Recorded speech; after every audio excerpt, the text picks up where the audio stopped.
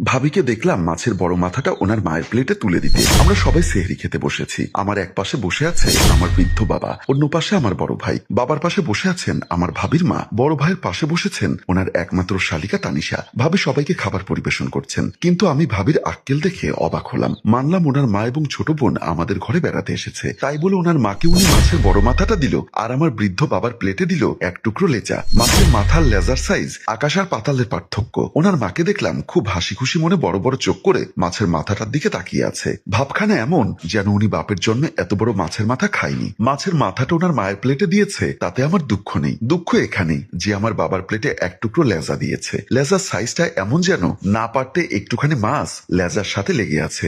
বিষয়টা যে কত বড় অপমানের সেটা আমি আমার বাবার চেহারা দেখে উপলব্ধি করতে পেরেছি। বাবা একবার ওনার প্লেটের লেজার দিকে আর একবার বেআইনির প্লেটে বড় মাছের মাথার দিকে তাকাচ্ছেন। আমার চোখের দিকে চোখ পড়তেই বাবা মুখটা ঘুরিয়ে নিল। আমি ভাইয়ার দিকে তাকিয়ে দেখলাম উনি অনেক খুশি, যেন শাশুড়িকে মাছের মাথাটা দেওয়াতেই উনি বেহেশতের সুখ অনুভব করেছেন। পরক্ষণে ভাবি আমাকে এবং ওনার বোনকে এবং ভাইয়াকে যথাক্রমে মাছ দিতে লাগলেন। আমার ইচ্ছা করছিল সেহরি না খেয়ে উঠে যেতে, কিন্তু যেহেতু এখন রোজার মাস তাই অবশ্যই সেহরি খেতে হবে। আমি লক্ষ্য করে দেখলাম বাবা মাছের লেজাটা নিয়ে নাড়াচাড়া করছে। এইটুকুনি লেজা দিয়ে বাবার ভাত খাওয়া হবে না, তাই আমি নিজের পাতের মাছটা বাবার পাতে দিয়ে বললাম, বাবা তুমি খেয়ে নাও, আমার মাছ খেতে ইচ্ছা করছে না। বাবা নিশ্চয়ই বুঝতে পেরেছে আমার মনের অবস্থা, তাই বাবা বলল, ইদানিং আমার মাছ খেতে ইচ্ছা করে না, তুই খেয়ে নে। বলেই বাবা মাছের লেজাটা আমার প্লেটে দিয়ে দিল। বাবা যে অনিচ্ছা সত্ত্বেও মাছটা আমার প্লেটে দিল সেটা আমি বুঝতে পেরেছি, কিন্তু বুঝতে পারিনি আমার আহম্মক ভাই এবং পাষণ্ড ভাবি। পরক্ষণে ভাবির মা মাছের মাথাটা লুটে পুটে খাচ্ছে। দেখে মনে হচ্ছে যেন বাপের জন্মে উনি মাছের মাথা খায়নি। শাশুড়ির এমন অবস্থা দেখে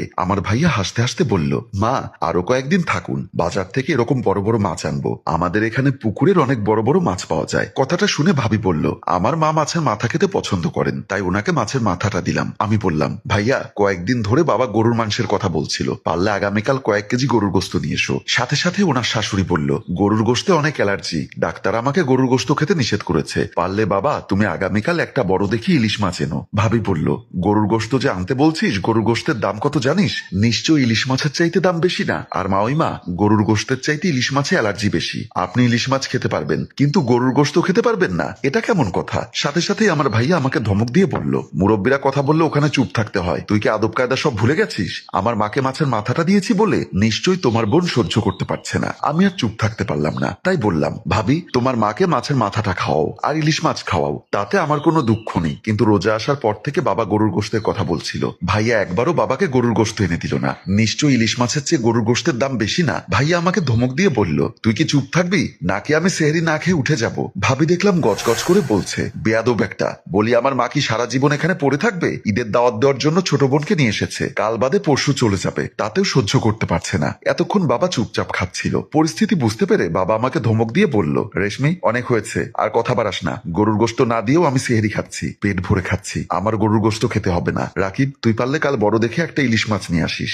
তোর শাশুড়ি বলে কথা, না হয় বাড়ি ফিরে আবার আমাদের বদনাম করবে। বাবার খোঁচা মারা কথাটা মাওইমা বুঝতে পেরে বলল, এ কি বললেন বিয়াই? আমরা নিশ্চয়ই আপনাদের কোনো অংশে কম না, আর আমার ছেলে মোর্শেদও আমাকে কম খাওয়ায় না, এটা ভাববেন না খেতে না পেরে আপনাদের এখানে এসেছি। বাবা নরম গলায় বলল, বেআইন আমি সেভাবে বলিনি, আপনি মাইন্ড করছেন কেন? এমন সময় দেখলাম ভাবি খাবার না খেয়ে গজগজ করতে করতে ডাইনিং রুম থেকে চলে গেল। ভাইয়া বলল, হলো তো, তোদের কারণে তোর ভাবি সেহরি না খেয়ে রোজা রাখবে, কি দরকার ছিল মাছের মাথার গরুর গোস্তের কথা তোলা? বলেই তাকেও দেখলাম খাবার না খেয়ে হাত ধুয়ে উঠে চলে যেতে। বিষয়টা বাবার আত্মসম্মানে লেগেছে, তাই বাবাও চুপচাপ হাত ধুয়ে উঠে চলে গেলেন। কিন্তু মাওইমাকে দেখলাম সেদিকে ভ্রুক্ষেপ নেই, উনি পেটুকের মতো মাছের মাথাটা নিয়ে টানাটানি করছে। পাশে বসা আমার একমাত্র বেআইন তানিশা যেন ভিনগ্রহের প্রাণী, এত ঘটনা ঘটে যাচ্ছে তার সেদিকে খেয়াল নেই, সেও তার মায়ের মতো চুপচাপ খাচ্ছে। আমিও ঘটনার পরিপ্রেক্ষিতে হাত ধুয়ে উঠে চলে গেলাম। তখন ওরা মামে আপন মনে খেয়ে যাচ্ছে। ভাবে রুমে এসে একটা বালিশ আর কম্বল নিয়ে বের হয়ে যাওয়ার সময় ভাইয়া সামনে পড়ল।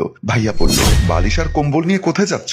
আজ আমি মায়ের সাথে ঘুমোবো। কেন তুমি মায়ের সাথে ঘুমোবে কেন? পেট ভরে সেহরি খেতে পারিনি, তাই মায়ের বুকে চোখ রেখে ঘুমোবো। পেট ভরে সেহরি খাওনি কেন? কিভাবে খাবো? তোমার বাবা আর বোন যা শুরু করেছে সেখানে কি পেট ভরে সেহরি খাওয়া যায়? আমার মা বেড়াতে এসেছে, উনি যেহেতু এই ঘরের মেহমান, তাই মাছের বড় মাথাটা আমি তাকে দিয়েছি। এটা নিয়ে তোমার বাবা আর বোন যা শুরু করেছে, যেন মনে হচ্ছে আমার মা বোন খেতে না পেরে তোমাদের বাসায় এসেছে। আমি তো রেশমিকে বকে দিয়েছি। ভাইয়ার এমন কথা শুনে ভাবি বলল, গাছের গোড়া কেটে আগা দিয়ে জল ঢেলে লাভ কি? বলে উনি বালিশ আর কম্বল নিয়ে রুম থেকে বের হয়ে গেল। ভাবি ওনার মা বোনের জন্য নির্ধারিত রুমে এসে বালিশ আর কম্বলটা খাটের উপর রেখে ওনাদের সামনে বসলো। ভাবির মা বলল, মাছের মাথাটা দিয়ে পেট ভরে ভাত খেয়েছি, তুমি আছো মাছের মাথা নিয়ে, আর আমার মনের যন্ত্রণা আমি আমি কাউকে বোঝাতে পারছি না। আপু তোর আবার কিসের যন্ত্রণা? তুই তো দেখলাম অনেক সুখে আছিস।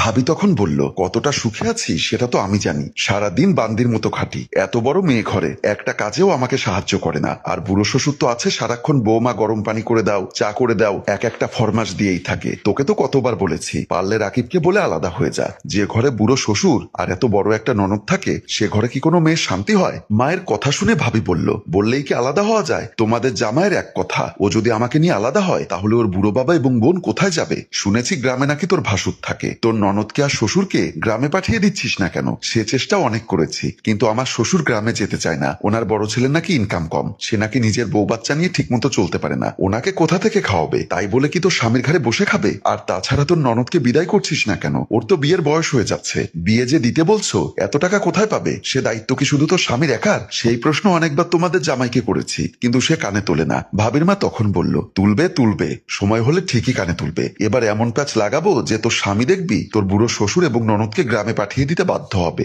আমি নিজের রুমের খাটের উপর বসে ভাবি এবং ওনার মায়ের কথা ভাবছিলাম। এমন সময় ভাইয়া এসে বলল, রেশমি তুই এখন গিয়ে তোর ভাবি এবং তার মায়ের কাছে ক্ষমা চাইবি। ভাইয়ার এমন কথা শুনে আমি অবাক হলাম। ভাবছি ভাইয়া এমন কথা আমাকে বলতে পারলো কিভাবে? আমাকে চুপ থাকতে দেখে ভাইয়া আবার বলল, কি হলো এখনো বসে আছিস কেন?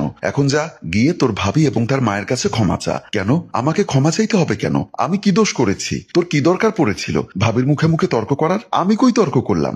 আমি তো শুধুমাত্র যা সত্য তাই বলেছি। তোকে ক্ষমা চাইতে বলেছি, তুই ক্ষমা চাইবি, ব্যাস। আমি আর কোনো কথা শুনতে চাই না। আমি ভাইয়ের মুখের উপর বলে দিলাম আমি ক্ষমা চাইতে পারবো না। সাথে সাথে ভাইয়া আমাকে একটা চর বসিয়ে দিল। চর খেয়ে আমি খাটের উপর এসে পড়লাম। ভাইয়া আবার বলল, বেয়াদব হয়ে গেছিস না? মুরব্বীদের মুখে মুখে তর্ক করবি, আবার ক্ষমা চাইতে বললে ঘাট টেরামো করবি। এমন সময় বাবা এসে বলল, এ কি করছিস রাকিব? তুই রেশমিকে মারছিস কেন? না মেরে কি ওকে পুজো করব? একটা বেয়াদব হয়েছে, ঘরে মেহমান এসেছে, ওদের মুখে মুখে তর্ক করছে। বলেই ভাইয়া চলে গেল। বাবা আমাকে খাট থেকে টেনে তুলে বুকে জড়িয়ে নিয়ে সান্ত্বনা দিতে লাগলো। আমি কাঁদতে কাঁদতে বললাম, বাবা তুমি বলো আমি কি এমন দোষ করেছি যে আমাকে এখন ভাবি এবং তার মায়ের কাছে ক্ষমা চাইতে হবে? বাবাও কাঁদো কাঁদো গলায় বলল, মারে কি করবি, তোর মা মারা যাওয়ার পর আমার চাকরিটাও চলে গেল, সেই থেকে তোর ভাই ভাবির সংসারে পড়ে আছিস। অন্যদিকে গ্রামে আমার বড় ছেলে নিজের সংসার নিয়ে অকুল সাগরে ভাসছে। এই মুহূর্তে তোকে আর আমাকে যদি ঘর থেকে বের করে দেয় তাহলে রাস্তায় গিয়ে ভিক্ষা করা ছাড়া কোনো উপায় নেই। তাই বলে কি ওদের অন্যায় আবদার আমি মেনে নিব?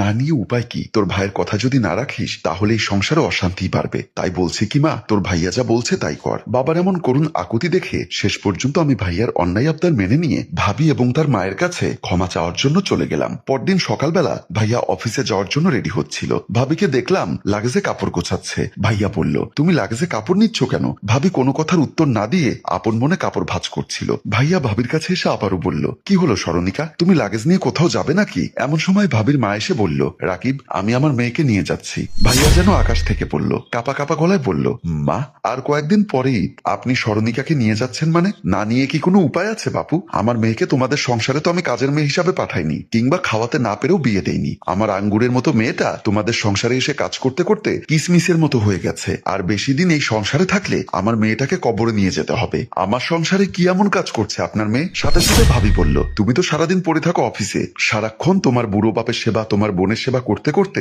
আমার নিঃশ্বাস বন্ধ হয়ে যায়। সে খবর কি তুমি কখনো রেখেছো? তোমার বোনকে যদি একটু কাজ করতে বলি সে বলে তার কলেজের অনেক পড়া, সে কোনো কাজ করে না। তোমার বাবার কি এমন বয়স হয়েছে যে তার কাপড় আমাকে ধুয়ে দিতে হয়? সাথে সাথে ভাইয়া বলল, আমি তো তোমাকে কখনো দেখিনি আমার বাবার কাপড় ধুয়ে দিতে। প্রায় সময় তো আমার কাপড়ও আমার ছোট বোন ধুয়ে দেয়। ভাইয়ার কথা শুনে ভাবি কাঁদতে কাঁদতে বলল, দেখেছো মা দেখেছো, তোমাদের জামাই কখনো আমার কথা বিশ্বাস করে না। ওর কাছে ওর বাবা এবং বোনের কথাই আসল কথা। হয়েছে, ও থাক ওর বাবা বোন নিয়ে, তুই চল আমার সাথে।